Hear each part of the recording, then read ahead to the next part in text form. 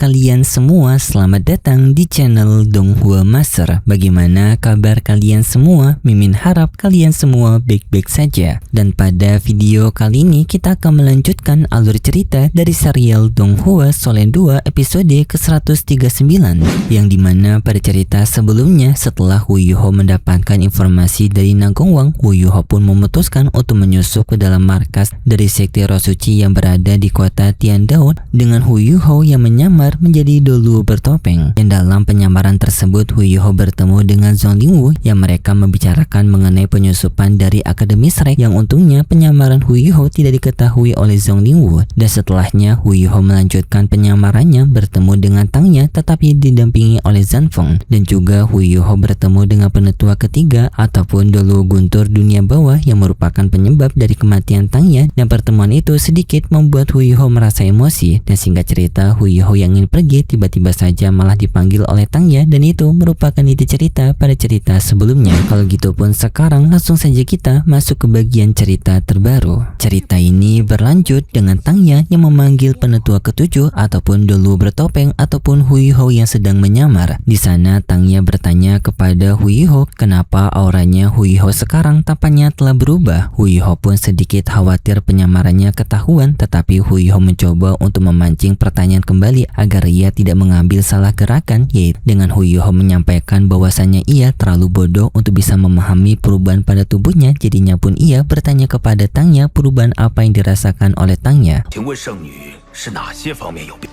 有些熟悉的感觉，似乎比以前亲切了点儿。 Untungnya Tangya memberikan jawaban yang ambigu, yang dimana ia sendiri juga tidak mengetahui perubahan aura apa yang dimiliki oleh Dolu bertopeng, tetapi ia merasakan perubahan yang paling jelas adalah aura dari Dolu bertopeng yang sekarang jauh lebih hangat, dan juga aura itu seperti memiliki kenangan familiar oleh Tangya. Wu Yuho yang mendengar itu seketika ia menjadi sangat senang karena ini merupakan pertanda besar bahwasanya Tangya tidak sepenuhnya berada di bawah kontrol dari kekuatan jahat. Ia masih memiliki sedikit kesadarannya yang bisa untuk membedakan kekuatan Wu Yuho dan juga Dolu bertopeng. Setelahnya Wu Yuho menjelaskan kalau ia sendiri tidak adanya merasakan ada yang salah pada kultivasinya. Jadinya Wu Yuho menenangkan kepada Tangya auranya berbeda bukanlah sesuatu masalah besar. Tangya menerima hal tersebut dan setelahnya pun Wu Yuho pergi dari sana. 我一定会把你救出来。该怎么把钟离巫和那些供奉长老们引开？ 小杨老师的营帐。 Wu Yuho sekarang mulai berpikir bagaimana dirinya bisa untuk menyelamatkan Tangya, karena sekarang situasinya tendanya Tangya berdekatan dengan tendanya Zhong Lingwu dan juga para penetua dari sekte Roh Suci lainnya, dan untuk bisa menyelamatkan Tangya Wu Yuho harus memisahkan mereka dari Tangya. Tetapi Wu Yuho masih belum mengetahui bagaimana cara untuk bisa memisahkan Tangya. Setelahnya pun Nagongwang datang ke tempatnya Wu Yuho untuk mengajak Wu Yuho melakukan patroli karena mereka juga memiliki urusan pemenangan pada militer Kekaisaran Matahari Bulan, dan juga untuk mencegah Akademi Shrek bisa menyusup. Wu Yuho yang mendengar itu juga memiliki sebuah ide untuk memanfaatkan hal ini, yang setelahnya juga Nagongwang memberitahu kepada Wu Yuho mengenai adanya 2 legium yang termasuk di antara 5 legium terkuat dari Kekaisaran Matahari Bulan yang menjadi sistem pertahanan di sini. Tetapi untuk legium tersebut mereka memiliki hubungan yang buruk dengan sekte Roh Suci mereka yang membuat mereka cukup sulit untuk bisa masuk ke dalam sana. Tetapi Nagongwang ingin mengajak kepada Wu Yuho untuk pergi ke legium yang masih ramah menyambut mereka, yaitu mereka pergi ke tempat dari insinyur jiwa yang kedua.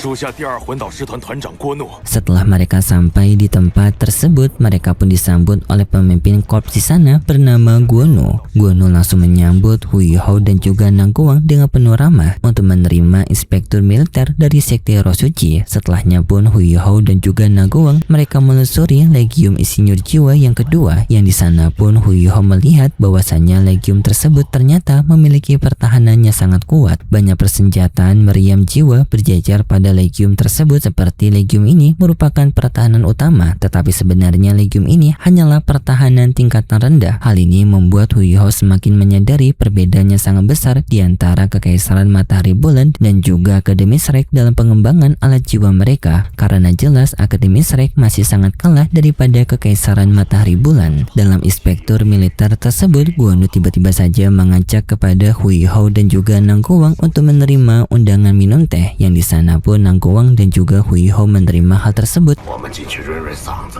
可还满意？两位冕下。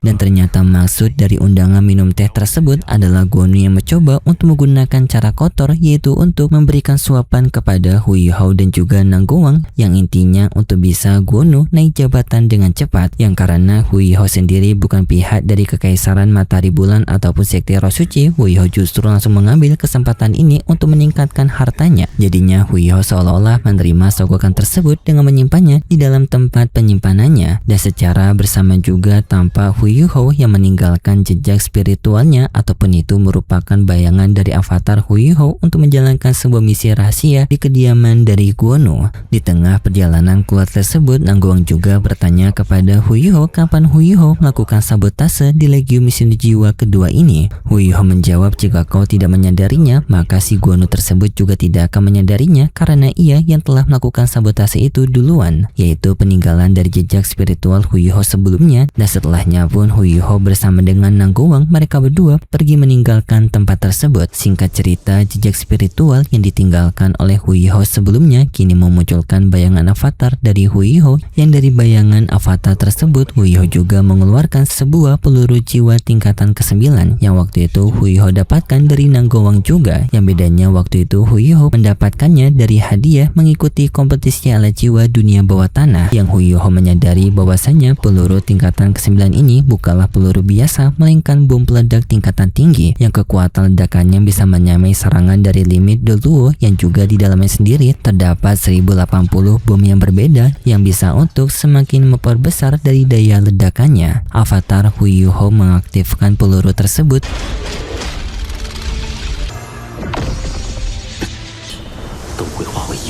Dan setelah menyala, avatar Hu Yihou langsung pergi dari sana. Sedangkan untuk Guo Nu yang telah mencoba untuk mendapatkan hati dari Hu Yihou dan juga Nanggowang sebelumnya, membuat Guo Nu merasa sangat senang karena ia merasa jika kedua orang tersebut berada di pihaknya, maka ini akan mempermudah bagi dirinya untuk bisa mendapatkan jabatan yang lebih tinggi. Tetapi tak lama kemudian, tiba-tiba saja Guo Nu merasakan adanya sebuah gelombang yang sangat kuat di tendanya, yang hal itu membuat Guo Nu menjadi khawatir. Ia pun langsung menyuruh kepada pasukan legiumnya untuk membuat pertahanan.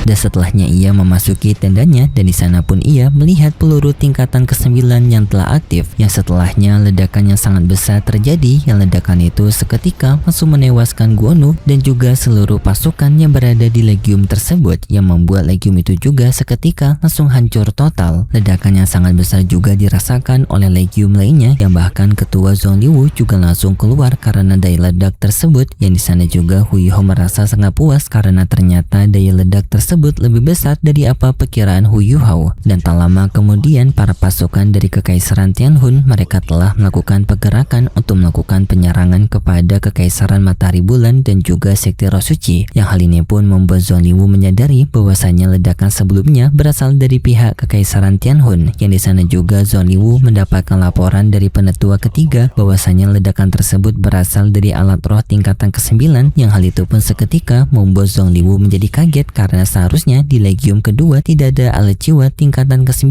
yang menandakan bahwasanya alat tersebut merupakan bawaan dari penyusup. Setelahnya para pasukan dari Sekte Roh Suci mereka langsung dibagi tugaskan, yang dimana ada beberapa disuruh untuk pergi menangani dari para pasukan Kekaisaran Tianhun, sedangkan lainnya disuruh untuk menetap di tenda mereka.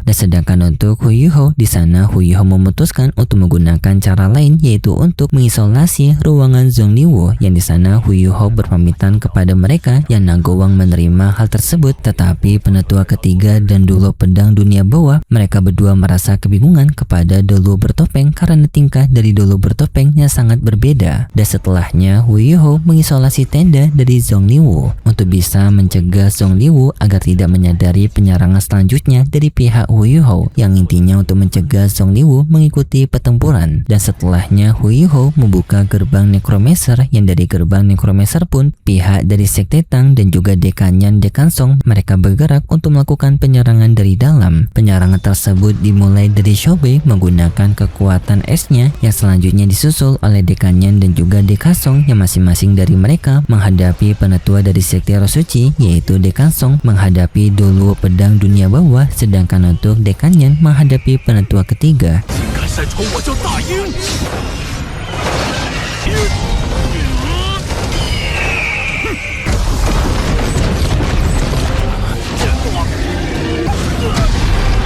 Dan untuk para anggota Sekte Tang, mereka menghadapi para anggota Keronco dari Sekte Roh Suci. Penyerangan secara tiba-tiba ini berhasil untuk memberikan kerugian yang sangat besar kepada Sekte Roh Suci karena banyak para pasukan mereka yang meninggal dan juga peralatan mereka yang hancur. Ya, sampai pada akhirnya pun mereka berhadapan melawan Tangya dan juga para anggota dari Sekte Roh Suci lainnya yang masih tersisa. Dan sedangkan untuk Hu Yuhou, ia tetap bertugas untuk mencegah tendanya Zhong Liwu mendapatkan informasi dari pertempuran yang terjadi di luar. Jadinya isolasi yang dibuat Hu Yuhou untuk mencegah aura pertempuran dan juga informasi pertempuran sampai di telinganya Zhong Liwu. Jadinya tugasnya Hu Yuhou sangat penting agar Zhong Liwu tidak ikut campur dalam pertempuran ini. Pertempuran kembali berlanjut dengan diperlihatkan Dekanyan menghadapi Doluo Pedang Dunia Bawah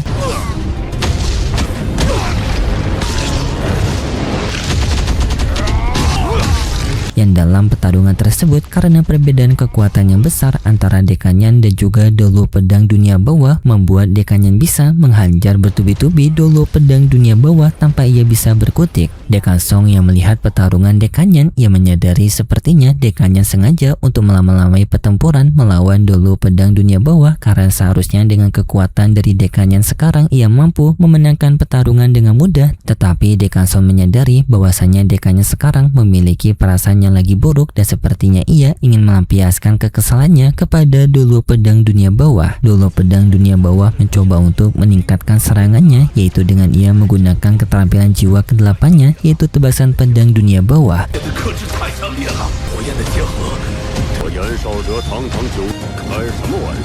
Yang serangan tersebut mampu untuk menekan Dekanyan, tetapi Dekanyan justru menghina serangan dari Doluo Pedang Dunia Bawah dengan mengatakan serangannya terlalu percaya diri untuk bisa menjatuhkan dirinya. Yang lalu pun Dekanyan keluar dari sana sambil mengingatkan kepada Doluo Pedang Dunia Bawah bahwasanya mereka itu sekarang tidak sebanding. Kau masih seorang Master Roh Jahat 93, sedangkan aku merupakan Super Doluo 96. Sedangkan untuk pertarungan antara Dekan Song menghadapi penetua ketiga, di tengah pertarungan itu, Dekan Song diganggu oleh Tangya menggunakan roh pelindung dari rumput silvernya, yang di sana juga penetua Song dibuat kaget karena perpaduan dari cincin roh Tangya dan juga kekuatan Tangya yang sekarang telah meningkat pesat karena kekuatan dari Master Roh Jahat yang mempengaruhinya. Dan di tengah itu Tangya diganggu oleh Bebe, yang di sana Bebe pun mencoba untuk bisa mensadarkan Tangya kembali dengan mencoba untuk memanggilnya. Sedangkan untuk pihak lainnya, Cicu Wechen, Ye Guyi, Xiao Xiao dan juga Jiang Nana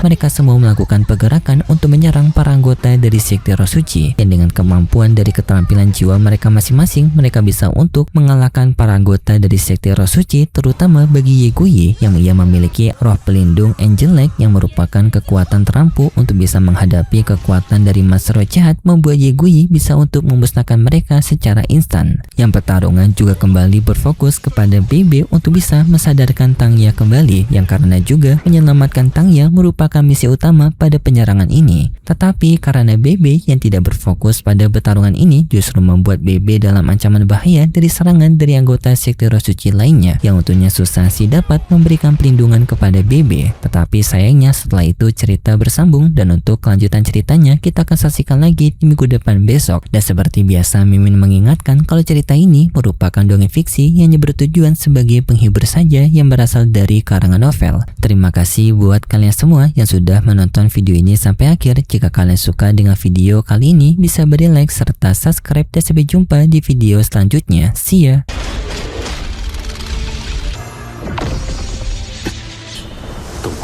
片银子。